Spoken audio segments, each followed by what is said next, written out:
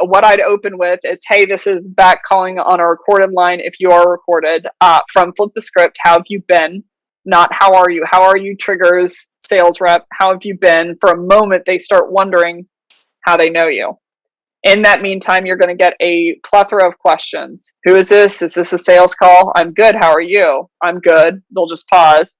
I would say in any case scenario, if they ask you a question, I would say that's a great question. Whether that's, what's your pricing?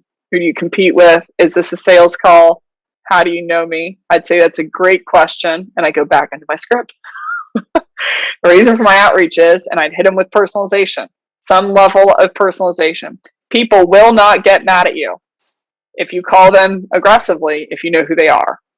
Now, if you don't know who they are, that's when they start to get mad. At least in my experience, all the teams that I've seen be doing this. I had a rep once.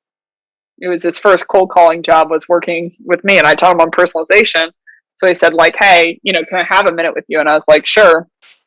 Walk and talk, baby. Time is money. So we're like walking, and he's like, yeah. So I call this guy, and I'm like, okay. He's like, the guy hung up on me. I'm like, okay. And he's like, he just hung up. I'm like, oh, Chris, they're going to do so much worse to you in your career. They're going to do so much worse to you in your career. And he had never experienced someone hanging up on him. So if you essentially, this is the pattern interrupt at the beginning, is you hit them with some kind of personalization. Instead of making it about you, or you're being like, hey, we're the number one, da da da. Reason for my outreach is I saw you wrote this article where you're talking about X, Y, and Z. So I was curious to know if you've come across and say your company name before.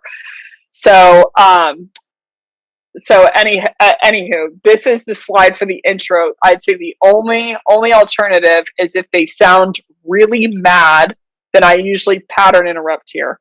Then if they say like, I'm good, I say, hey, time out. Can I level with you? You don't sound that good. Did I mess up? The most dangerous thing to your cold calls is your prospect seeing you as a seller.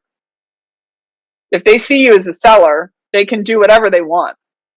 Hang up on you, ghost you, ask you for a proposal when they have no intention of buying. That is the most toxic thing to your cold calls and to your sales process, is them seeing you as a dead-on seller.